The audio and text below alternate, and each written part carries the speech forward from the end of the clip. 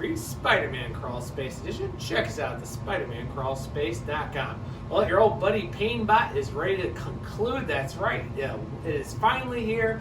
The conclusion to Dark Web. That's right. We're going to review Venom 16, which of course leads right into the finale, even though it's not too much of a tie as you think it is. And finally, Dark Web finale, because I think we all want it done. So let's head right into Venom 16 by our buddy Al Ewing, and actually Brian Hitch's leading on to his end of the artist of the series. So let's get into the pros. This pretty much picks up where we left last issue, where of course Dylan Brock, now using the identity of Codex, which is his own version of the Prince in black, to fight of course Eddie Brock as Venom. It's really nice because we actually find out how this all worked. There was actually type of a time paradox, because this is Marvel and comics. We always have that paradoxes that basically everything pulled up for Eddie Brock getting pulled into Limbo, that to remove all the memories of course Dylan and everything he's been doing the last several years under the previous run, ends up creating Bedlam, and of course makes the Rage. So we at least get the final origin of understanding how Eddie Brock ends up splintering to all these different versions of the King and Blast, from Eruditus to Bedlam to his current version of Venom. So it's a really nice little to finally get all the pieces together, and the fact is it was always meant to be pulled out of time and be Madeline Pryor, as Eruditus explains to his past self, but at the same time the fact is it's not going off as planned. I like the fact that Dylan, along with Normie Osborn as the new Red Goblin, actually have a pretty one pieces, and of course Ms. Marvel, being the superhero she is, tries to keep this happening, because let's face it, she's seen the killing, she's seen the death, she does have a very high moral stance, and after everything that's been going on here with of course Dark Web, she just wants to do it. She doesn't understand the new Venom, but she knows she doesn't want death to happen. It's a nice little conflict of story, especially when it brings down Dylan Brock from him finding out that actually he is going to thinking of saving his father, he might kill him in the process, and the truth is he's trying to do this to save his future self. And it also deals with a lot of trauma. It's a really nice story between father and son. I love the contradictions as well as the similarities and differences between Ms. Marvel, Dylan Brock as the current Venom / Codex, and of course as Normie Osborn as the Red Goblin. I really like how the piece is done and how Normie gets the part of the symbiont from the attack from Bedlam, but of course being under control thinks that it's being cleansed thanks to Dylan. It's actually a really nice little story, but then that's really where this ends up. Honestly, Venom has really been just pulled into this to make some of the storylines start moving forward in his own books. Really, you could have not had Eddie Brock or Venom or Bedlam or even Ms. Marvel in this crossover, and it really wouldn't have mattered. It really doesn't. I mean, we're still seeing that Ms. Marvel is kind of just thrown in these storylines, just like she was thrown in Amazing Spider-Man as a worker under Norman Osborn, because, well, I gotta do the job. I'm hoping to get some good out of it, but I'm just gonna work with Norman Osborn, the former Green Goblin, because that'll go well. It doesn't work very well as much as Al Ewing has a nice voice of Kamala, and I really like the past history, including stuff with Kamala's Law that was talked about in their own version of Civil War from a couple years ago before COVID happened. So it's a nice thing that Al Ewing does bring everything together. And of course the artwork, why so stellar, it just doesn't work in this story. This basically feels a book that got detracted, used the crossover event just to move things forward. The fact that Madeline Pryor basically pulls Bedlam out of the fight before he can really have a final showdown in a Deus Machina to be thrown over to be used over a Dark Web. And I'll talk a little bit more about that later. I don't mind it, and I like the fact that the time paradox what Eruditus was actually talking about with what was going to happen in Venom now makes all sense, but the fact that now he's actually screwed up his own timeline, so now his, of course, example of making himself exist now lead him to not existing and everything. I mean, if you've been following the book, this all makes wonderful sense. If you're coming in for just the crossover, you're probably wondering what is in Limbo is going on. It doesn't work in that sense, so it's not really good for people in a crossover. Why people who have been reading the book like me and our buddy Dark Mark actually understand, or at least pretend to understand, that we know what's going on. I actually do, so does Mark. I'm just joking, folks, but it's not bad, but it gets a C+. All it really does is move the storyline forward to where we're going to go next month with Venom 17 and finally start moving the next part of this storyline forward. But the book really does not have any real true point to Dark Web outside Madeline taking Bedlam, exactly how Eddie Brock becomes Bedlam in the storylines and the splinters selves and so forth. And of course, getting Normie Osborn set as the Red Goblin for his own miniseries, which kicks off next week, which I'm going to review because why not? Right? C+, guys.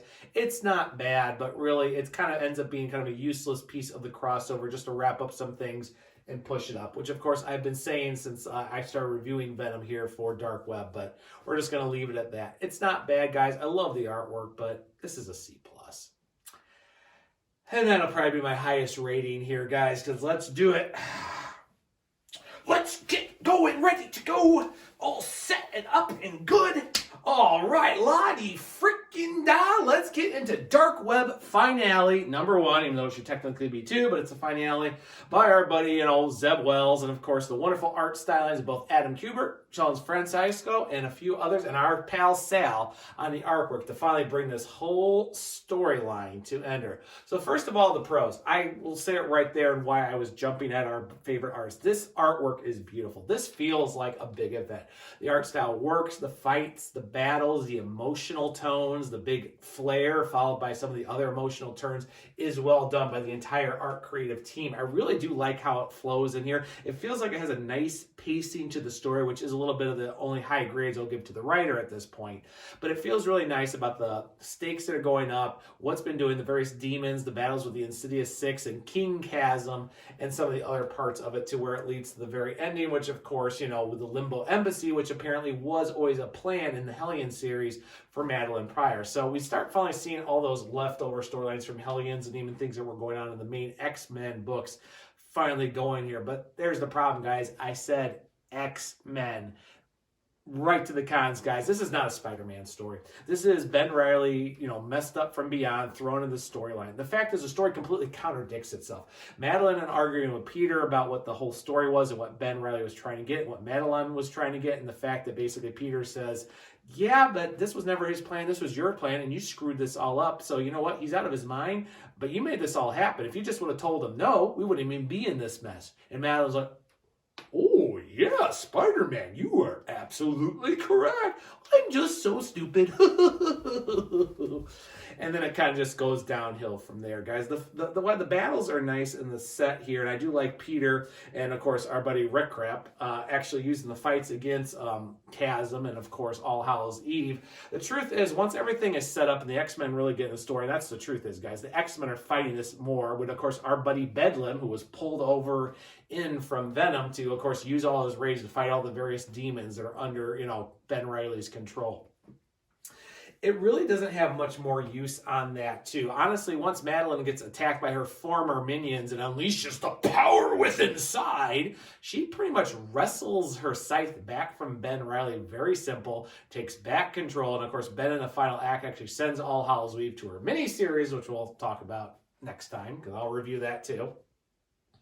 And goes from there. And the truth is, Ben basically just ends up defeating and is pretty much sent into his own prison because it's true. Because of his missing soul and his missing memories, and because of being formerly now the king of Limbo, he is now kind of set as a prisoner in Limbo. Why that makes sense, and in both X-Men continuity, a few other things it does make sense, but it just leaves nuts. Ben's basically is left on where he is. Peter wants to help him, but he doesn't want Peter's help. He basically calls Peter the real Spider-Man, and he's just a guy sitting over here who has a chasm. He just is not who he is, even though technically they could take the memories out of Peter from either Madeline Pryor or Jean Grey and put them back in Ben, but apparently he doesn't even want that anymore. So what was the point of this story? It had no point.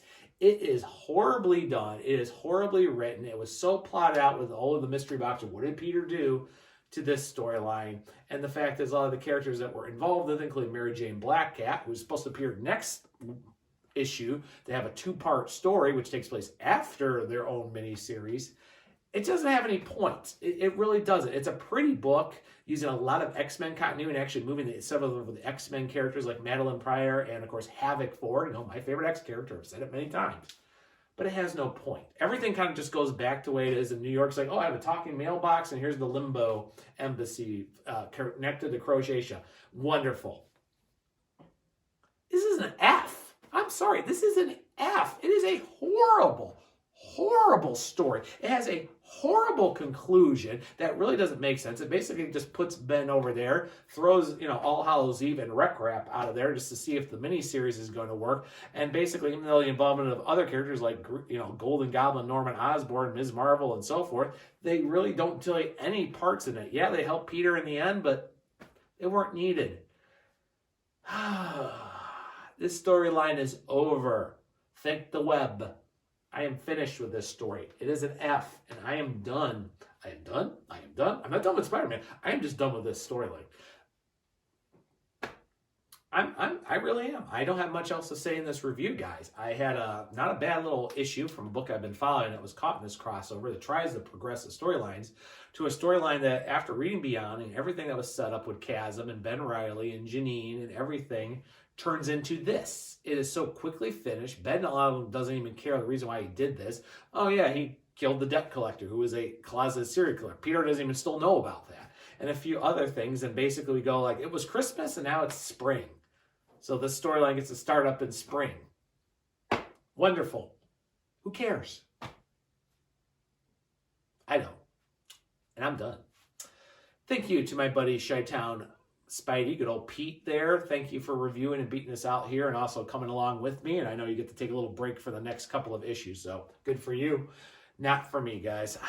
Painbot shall continue, just maybe a little less painful. We'll see.